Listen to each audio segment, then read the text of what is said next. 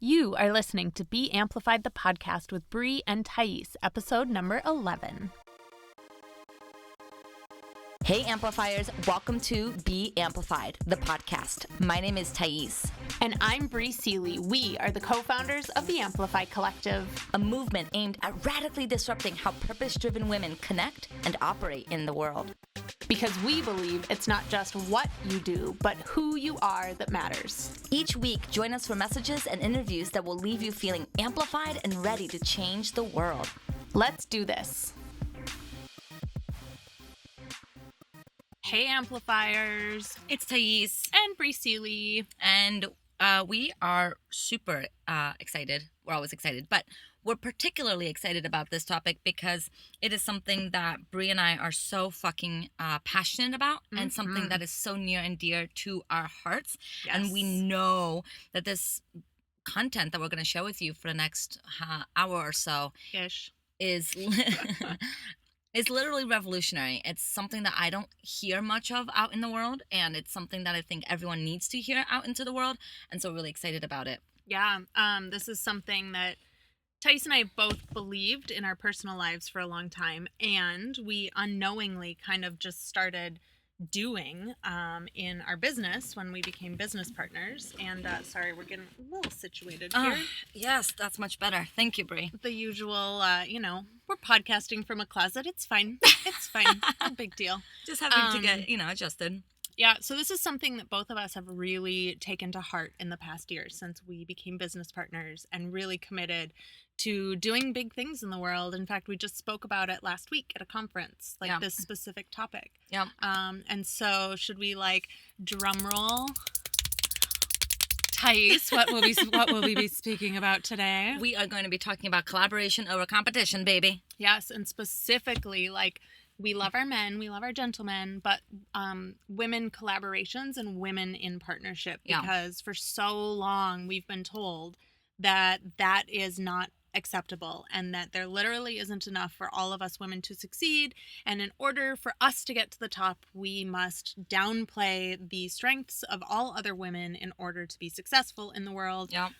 And that is just not something that Thais and I subscribe to. So, it makes sense that in the past generations, when there were so few women in the workforce, they viewed other women as competition.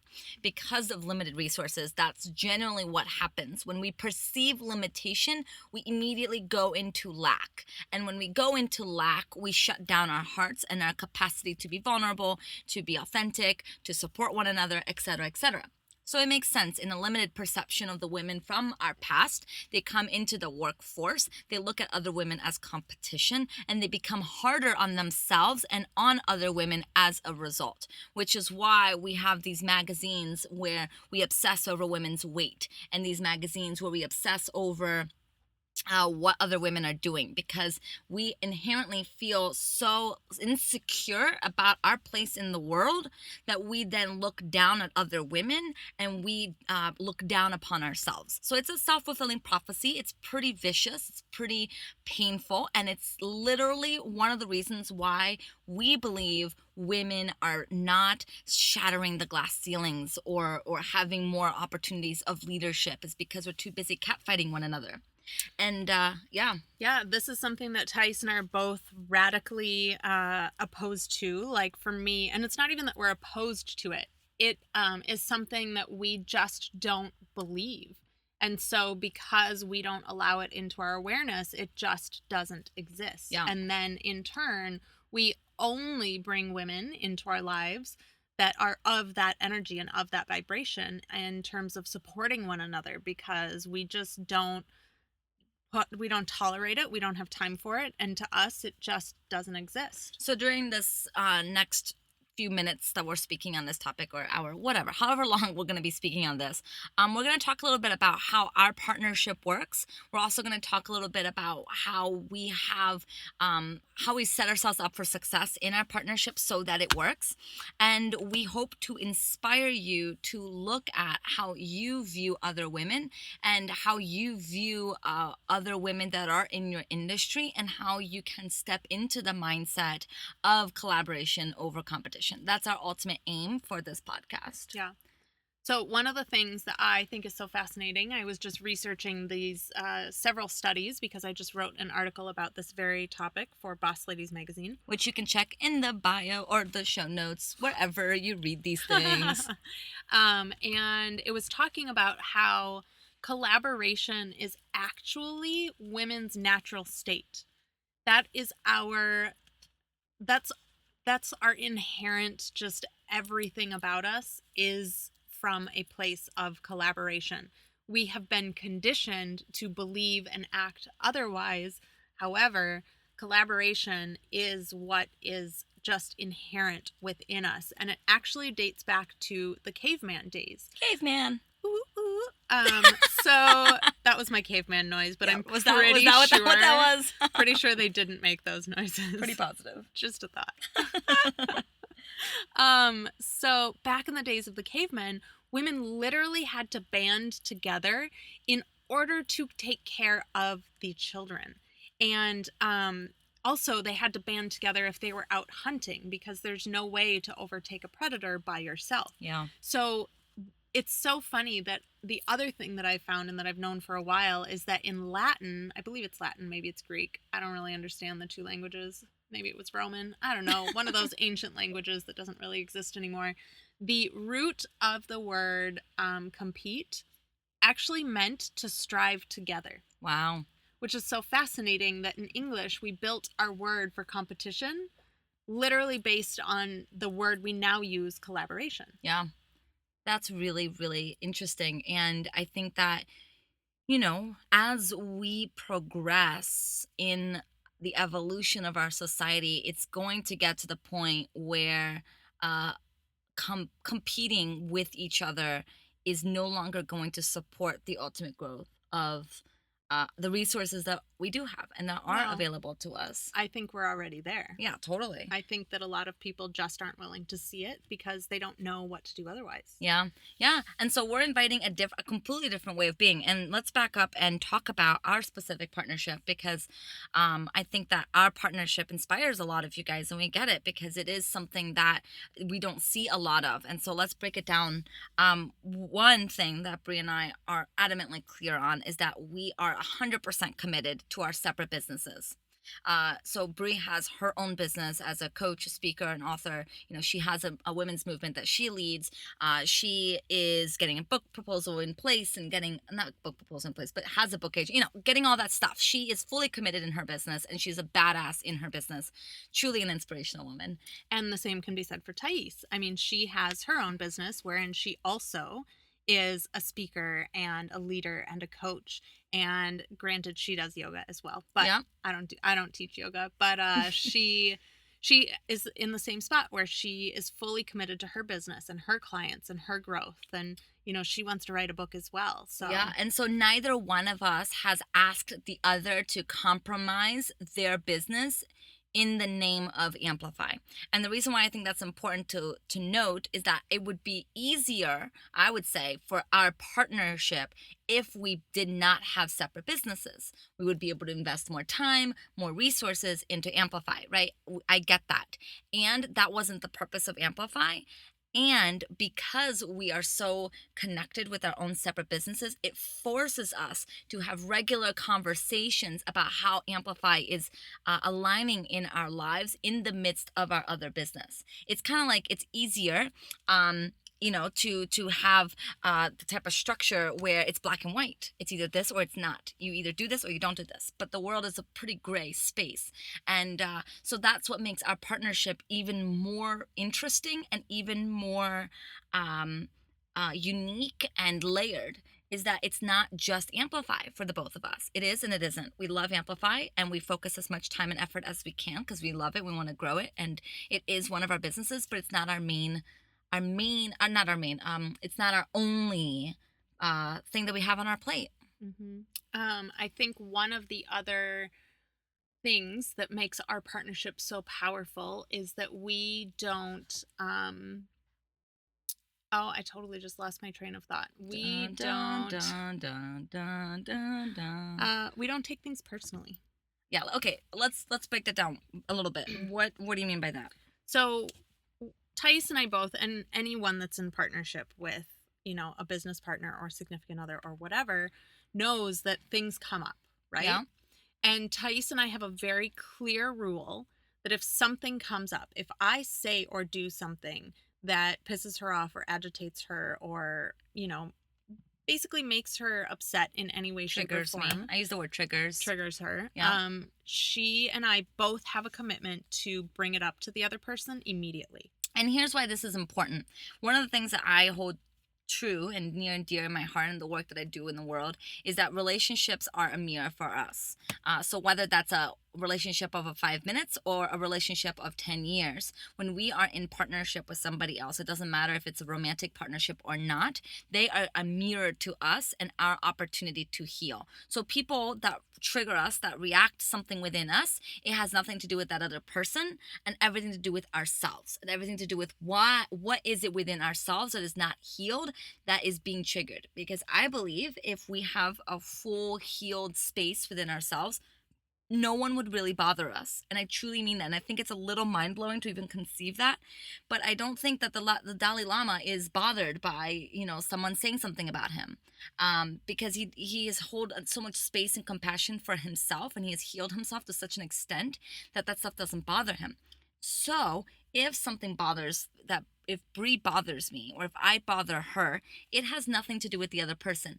However, it requires attention, and it requires you looking at not only within yourself, but also being communication, because we're not perfect beings. So if she bothers me and I just work within myself, but I don't say anything to her, and she continues to do that thing that bothers me, and I continue to try to heal it within myself, but let's be honest here, we're all humans, so really there's a part of me that holds some resentment towards it, and then I continue to not say anything because I kind of hope it'll just go away by doing the work. And I'm putting like quotes in the air, because it's this type of work can be challenging in partnerships.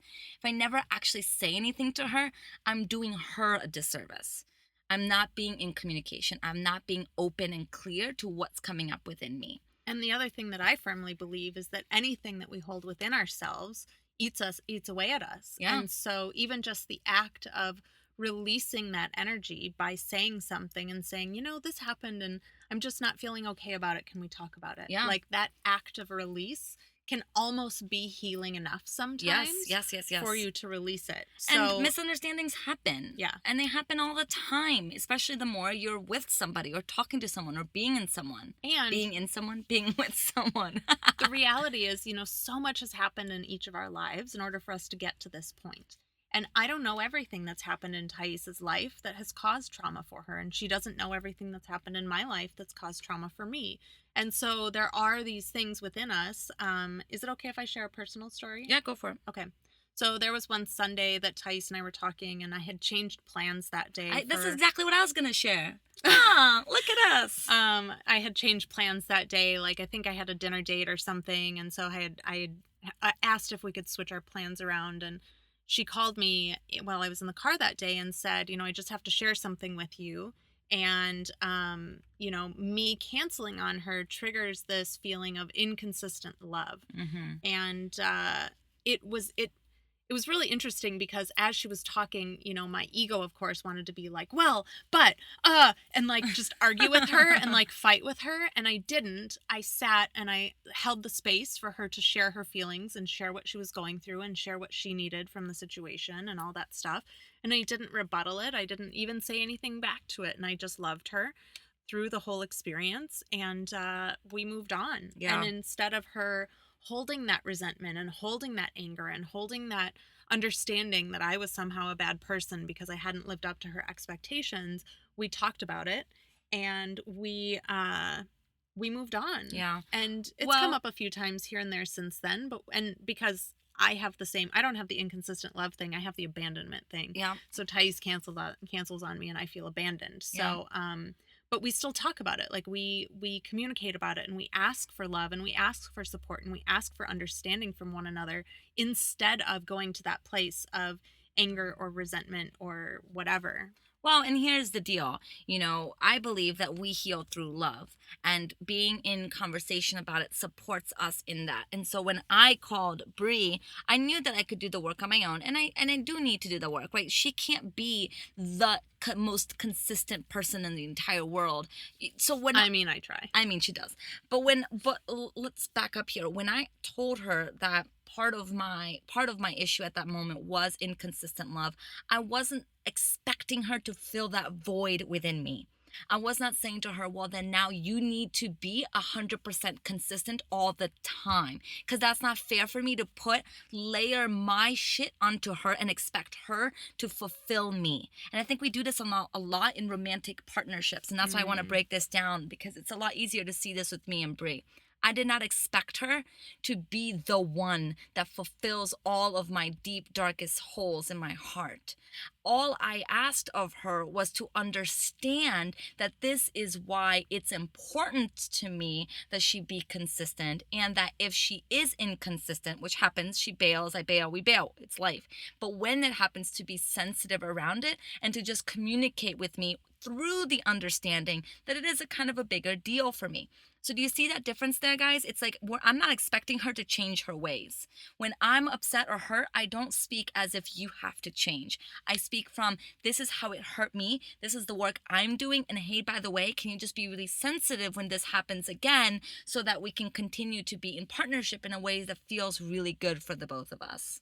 So I think that one of the biggest things that has really allowed us to do what we do is just really clear and consistent communication. So Thais and I joke that we can't go more than a day without talking to each other. And yes, it's kind of funny and kind of true. And, maybe it's a little unhealthy, but ha ha ha, whatever. But the reality is that we have to make sure that we're on the same page. So I like to talk about it in terms of our energy being focused in the same direction. Mm-hmm. So if you have, say, two flashlights and they are focused, one going to the right and one going to the left, then you get light in both directions. But what happens when you take both flashlights and you put them together and you focus them in the same direction? It creates more momentum, it creates more power, it creates a bigger beam, more lightness. And so Thais and I have to make sure that our visions of where Amplify is going and our visions of being CEOs and our visions of being leaders are both moving in the same direction. Yeah, and again, this is very akin to a partnership, a romantic partnership. You don't want to be spending time with someone who doesn't ever want to get married and have 10 children if it's been your dream since you were 2 years old to have 10 kids and be married, right? You want to make sure that your visions are aligned with where you want to go. And so it's the same with running a business. Bri and I have to be on the same page. We have to be focusing on the same things if we want to see that thing grow. And so one of the things that we do is we have a weekly CEO meeting.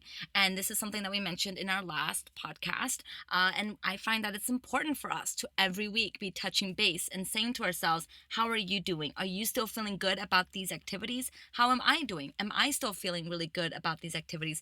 How are we may not be in the same page? What did last week Bri feel like I didn't fulfill, or what did, she didn't fulfill? Like, let's clear all that stuff out between us if there's anything coming up or not, to make sure that we're now creating a week where we both feel completely aligned with our goals, and we touch base on our weekly goals, our monthly goals, our quarterly goals, our yearly goals. Like, we just continue to make sure that everything that we're doing is going to move us in the direction that we want to go. And again, what we're really stressing here is that clear and consistent communication. It's so important. I mean, we can't, if at any point I feel resentful towards Bri for anything, it doesn't even matter if it's business related, if for any way, any place, any form, I'm mad at her or bitter at her, and I try not to say anything because I don't want to be, and all the stories that we have about not saying it. If I don't say it, she's going to feel it, because we operate in energies. And even if she doesn't know what to say, like even if she doesn't have a conscious thought of Thais must be holding something back, right? She will energetically feel it. And then it will be a riff in our our energy fields. And pretty soon, the more and more shit happens that we don't communicate, the rift grows. And pretty soon we're having petty fights and petty arguments over things that have nothing to do with anything, because we've been feeling off for quite some time and we haven't said anything about it. And this is something that has happened with me and Bri. And then we, get even closer because we realize, holy shit, like we can support each other in this level of communication. We can hold space for each other, and we have to if we want to create the multi-billion-dollar empire that we want. So let's talk about one more C, because I feel like we're talking about a lot of C's today. Okay. Consistent, clear communication. What's next? The next one is why am I losing my words today? Compromise. Compromise. Yes. Let's talk about compromise. I think maybe it's because it's too hot. Like, I'm too hot. My brain cells are just like... It's very hot in LA today. Super hot. And we don't have AC in my house. A lot of apartments in LA don't have AC. So that's fun. Yeah. All right. Compromise. Compromise. So I think one of the biggest areas that we found when we started having to compromise was when we wrote our partnership agreement. Yes. Well, which we highly recommend. Any partnership that is in that. Look, I'm also losing my words. Yay. If you are in a partnership that has the potential of playing with more than a certain amount of money, and you have to decide what that money looks like. For us, it's once we started playing with thousands of dollars instead of hundreds of dollars, we knew it was time to set some proper boundaries in place. And so whatever that looks like for you, know that limit, that amount. Once you start playing with money, things get in the way. And so you want to make sure that you have a clear agreement. It doesn't have to be complicated. It doesn't have to be big and long and verbose, but you guys do have to have some clear communications around certain things that matter when the partner doesn't agree or when the partner wants to get out of the partnership. What happens then?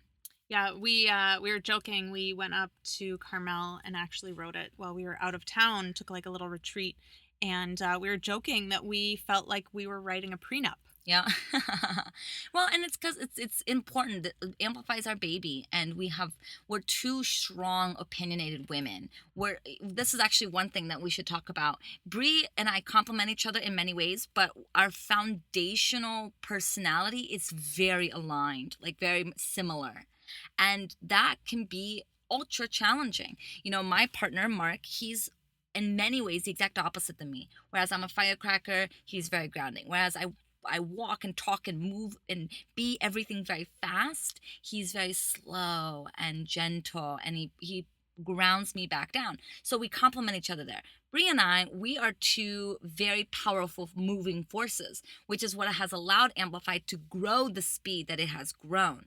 However, when you have personalities that are two very powerful personalities, you want to make sure that you have boundaries in place so that one person doesn't feel not heard, or one person feels like they're no longer having opinions that matter in the business. And I don't even know if I'd say boundaries. I would say more like systems. Yeah. Like having systems in place to make sure that both are being heard, which is really when we developed these CEO meetings to make sure that we were not only both on the same page, but both having a space where we felt like we could be seen and heard by one another without being like, well, I have another meeting and blah, blah, blah, blah, blah. So every week we just have this designated chunk of time saved, and it's a non-negotiable time, and we have a system set up for how the meeting flows, what we talk about, all of that stuff.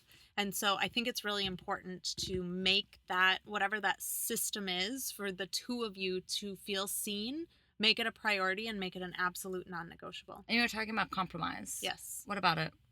Oh, just in that, when we were making our partnership agreement, there were some areas that we didn't agree upon. So we had to talk through them, and we had to see things from the other person's perspective, and we had to really share from our heart without any animosity or without any, whatever.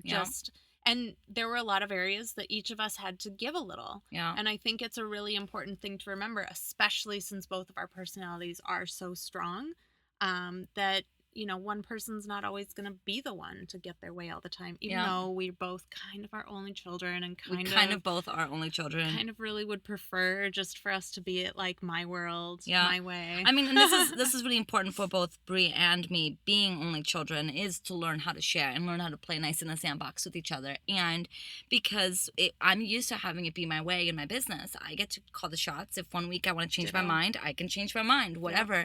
And now we can't do that. Now we've created a ship that goes on its own, and we have to steer it. And if we don't agree on which direction we take the boat doesn't go anywhere.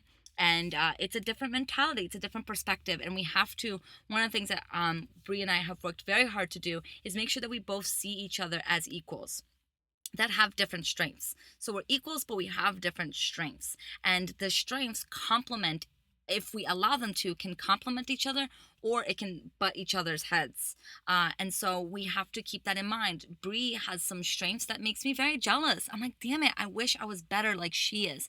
But it's really great that she's on my team. I don't have to compete with her in my own company. Does that make sense? Like if she has a strength of, partnerships, like she's really good at meeting new people and creating partnerships very fast. If that's her strength, why not capitalize on that strength in our business and learn from her in the meantime, as opposed to feeling like, oh, well, I suck and I'm no good and I can't possibly succeed because she has that strength. Instead, I focus on my strengths and what I bring to the table, and then she compliments me on those strengths. Yeah, and Thais is genius at, she does all of our copywriting and she does all of our newsletters. And she understands the whole newsletter system in a way that I don't even have the capacity to understand. So much so that I have literally considered hiring her in my business to do it for me, because I'm like, I don't even want to learn this shit. Yeah. I have no desire. Yeah, I love writing, speaking. I'm a Gemini. I'm a communicator. And so for me, that's one of my strengths. And when we can use my strengths to support Amplify, then Amplify grows. And when we, don't use my strength because Bri is feeling triggered or whatever, then Amplify doesn't grow. And so what we're saying here is partnerships are important, and being in compromise, being in communication, and being consistent in how you show up is really, really important if you want to see your relationship thrive and also your business. Here's something that happened 2 weeks ago. So 2 weeks ago, we were having a conversation where Bri felt, that I wasn't showing up fully, and I felt that she wasn't showing up fully, and I wasn't feeling seen, and she wasn't feeling seen, right? So we had this conversation, and something came out of my mouth, and as the words came out of my mouth, I was like, oh my God, I'm so glad that these words just came out. And I said to Bri, I was like, your relationship to me, our partnership, our friendship, our sisterhood is more important to me than business. And now that I said that, and I know that that's my priorities, that's where I put my focus. My priority in Amplify is making sure that Bri and I are feeling really good in our partnership. Because when we feel really good, the work that we do results in really good results. When we feel really good, when we're at the beach hanging out, we have members joining our coterie. When we're feeling really good and communicative and everything works, our Facebook ads explodes. When we're not feeling very good, the same action doesn't create the same results. And so my relationship with her is much more important than anything that has to do with Amplify. And then, of course, Amplify flourishes when we flourish. Yeah, I love that. Yeah. So I thought that was a really cool share. Something really cool that happened last week. See, all of our challenges ultimately leads to some really good stuff. And, I also see my relationship with Bri is spiritual. Like, we're in a spiritual partnership. It's not just a business partnership where we don't just talk business. We support each other on a spiritual level. Although, let's be real, Mark said to us the other day, my boyfriend, we were having a glass of wine at the Grove. He's like, can we just not talk about, is this all you guys do? Like, can we not talk about business? Can you guys not talk about business? It's very hard for us to not talk business. But I wanted to touch back on something you just said about how, I don't even remember exactly what it was, but the point I wanted to make was that this is a conscious choice. Like, Thais and I don't just have a partnership that works well because it works well.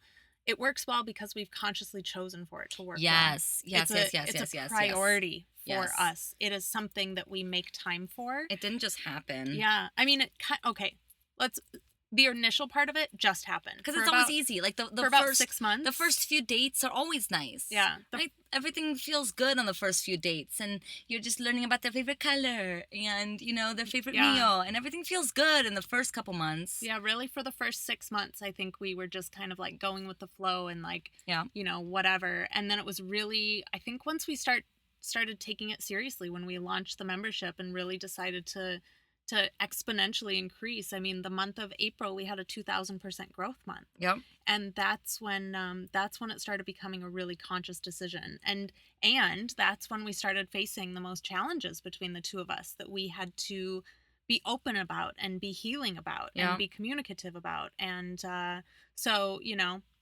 I guess it's just a new level of a big leap for us. Yeah. So it's a conscious commitment. I love that you said that, Bri. More C's. More C's. We should make a list of the 5 C's. I know we should.